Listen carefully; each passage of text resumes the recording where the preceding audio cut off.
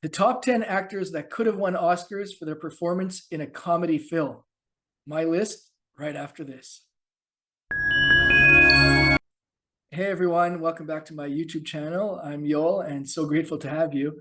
And in today's video, in light of the recently announced Oscar nominations for 2024, I thought I would do a list on the top 10 actors that could have won Oscars for their performance in a comedy film.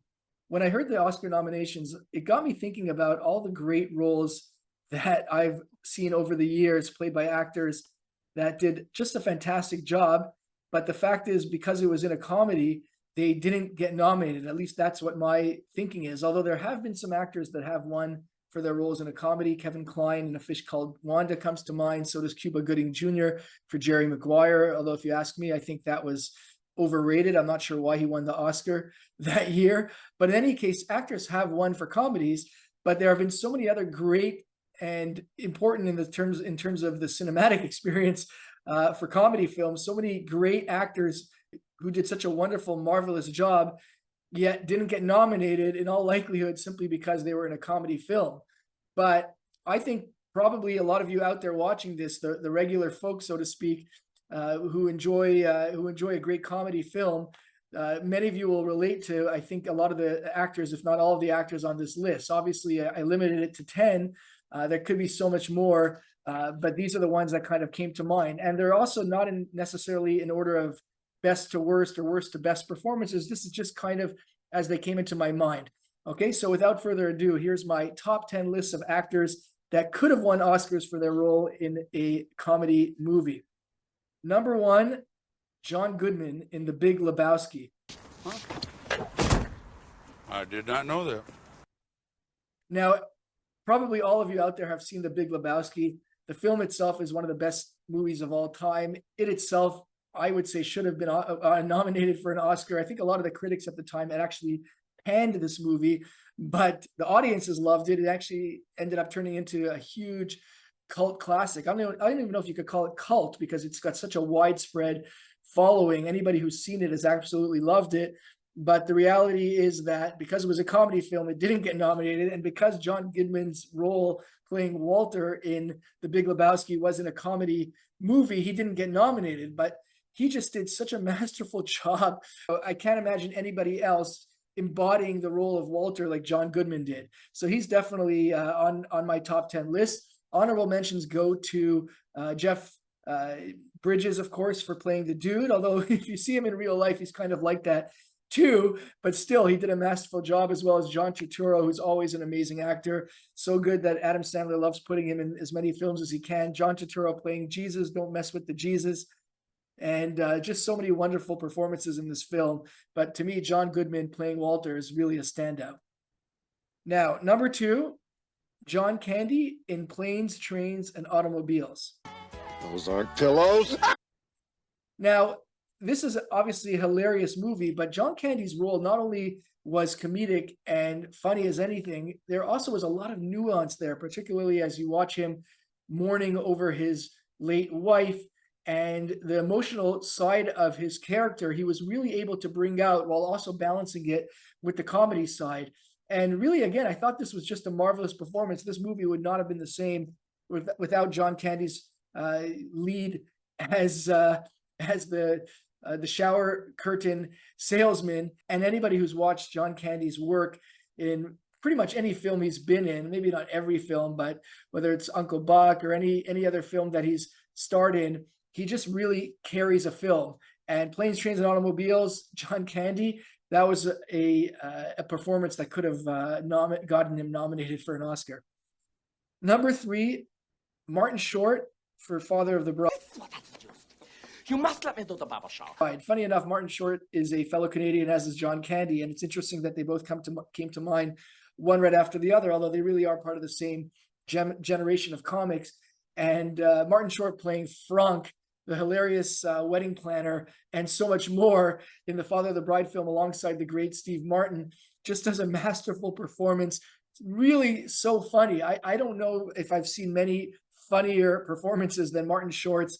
And again, this could have really garnered him an Oscar had it been in a serious film. Of course, the character he portrayed as Frank would not have been in a serious film. But that said, really an hilarious performance and could have gotten him an Oscar as well. Number 4, another Canadian. Oh my goodness, Ryan Gosling. I didn't even do this on purpose, but these 3 actors in a row, John Candy, Martin Short, and Ryan Gosling, popped into my head one right after the other. Ryan Gosling in Crazy Stupid Love. Hey, Fancy Face, you want to go? And this movie is a comedy, but not really a slapstick, more just, I found it to be so true to life alongside Steve Carell, who also could have been nominated for an Oscar for his performance in the film. But Ryan Gosling playing the sort of expert guy's guy, macho man, knowing how to get the women. Of course, having the looks of Ryan Gosling doesn't hurt, but he did a great job. Again, kind of like John Candy in Planes, Trains, and Automobiles, there was the emotional side to it as well, as he falls in love for the character of Emma Stone. But overall, in terms of his comedic timing, I mean, Ryan Gosling is hilarious in real life, let alone in the movies that he plays. And this was a great performance and could have gotten him an Oscar nomination. As it happens, in 2024, he got nominated for his role as Ken in the Barbie movie. And I have a video that I just did that speaks to that sort of scandal over the Oscar snub of his co-star Margot Robbie as well as Greta Gerwig. But I digress. Next, number 5, Zach Galifinakis in The Hangover. He was a retard. And excellent performances all around again. What an hilarious movie. There ended up being a bunch of sequels to the first one, but the first one, I think everybody would agree, was the best, as is usually the case in movies that have a trilogy.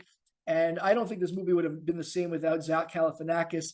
The way he, the way he handles himself, the physical humor, as well as anything that he says, anything that comes out of his mouth is pretty much hilarious. And if you've watched him in real life, his real life persona, he definitely knows how to be funny and silly, but he also has a serious side to him. But in this movie, really the silliness and in the understated way in which he does it comes shining through. Movie would not have been the same without him, and he could have easily have been nominated for an Oscar for his role. Next on my list is a crowd favorite, one of the best all-time actors, Robert De Niro, for Analyze This. Yo. And in that film, he plays a mobster who is having all sorts of mental health issues, and he decides to visit a therapist played by Billy Crystal, who's also hilarious in this. But Robert De Niro, to me, was really a standout. He really, the charisma that he brought to the screen, the fact that he was able to be hilarious while not trying to be, kind of like hilarious in an unintentional way. Of course, he's trying to be as an actor, but in the movie itself, he comes across as funny while not trying to be. And that's what makes it comedic gold. It was a great film, and it would not have been the same without Robert De Niro, who could have won an Oscar for this. Of course, he has won Oscars before. I think it was for Raging Bull, if I'm not mistaken. And he is nominated this year in 2024 as well for his work in Killers of the Flower Moon. I believe he got an Oscar nomination for it, and well deserved. Next, I've got another classic, iconic actor, Dustin Hoffman in Meet the Fockers. We Fockerized them. And this is actually a sequel to the original Meet the Parents, which was a hilarious movie. Of course, Robert De Niro stars in that as well. But really, in Meet the Fockers, it's Dustin Hoffman who carries that film. Just so funny in his way of portraying the hyper energetic but sensitive Mr. Fokker. I forgot his first name in the film, and a perfectly cast as the dad to Greg Fokker, played by Ben Stiller. And this movie I thought it was hilarious. I think the first one, Meet the Parents, was probably better, but this was a hilarious movie, and Dustin Hoffman really did an outstanding job playing the father of the character of Ben Stiller. Could have won him an Oscar nomination. Of course, he won for Rain Man. Maybe he's won for other films. I've got a poster of Rain Man up on my wall on the other side of the screen. Dustin Hoffman for Meet the Fockers.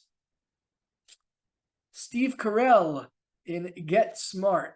Oh, I'm so happy! This one I wasn't 100% sure, because Steve Carell is great in every film that he does, and he's hilarious. I don't want to say in every film that he does, because I don't believe he played the funny man in the movie Foxcatcher, but overall his hilarious comedic timing, such as in The 40-Year-Old Virgin, and Little Miss Sunshine, although in a more understated way in that movie.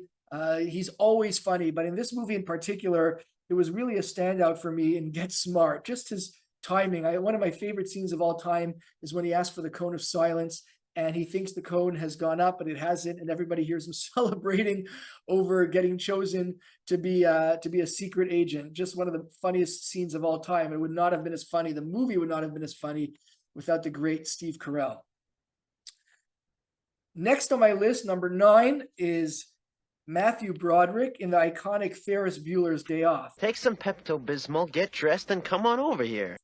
Now, this was an amazing movie of the 80s. I don't know anybody that hasn't seen it. It's probably one of the best films of all time. And Matthew Broderick is just so funny and so perfect as Ferris Bueller. Just from the get-go, his energy and charisma is jumping off the screen. He has you captured from the very first scene throughout the entire movie, pretty much carries it on his own. He does have a great supporting cast, but pretty much this is a movie all about Ferris Bueller, and it's Matthew Broderick as Ferris Bueller who really carries the film. He could have easily been nominated for an Oscar for his part in this amazing iconic movie, Ferris Bueller's Day Off. Matthew Broderick.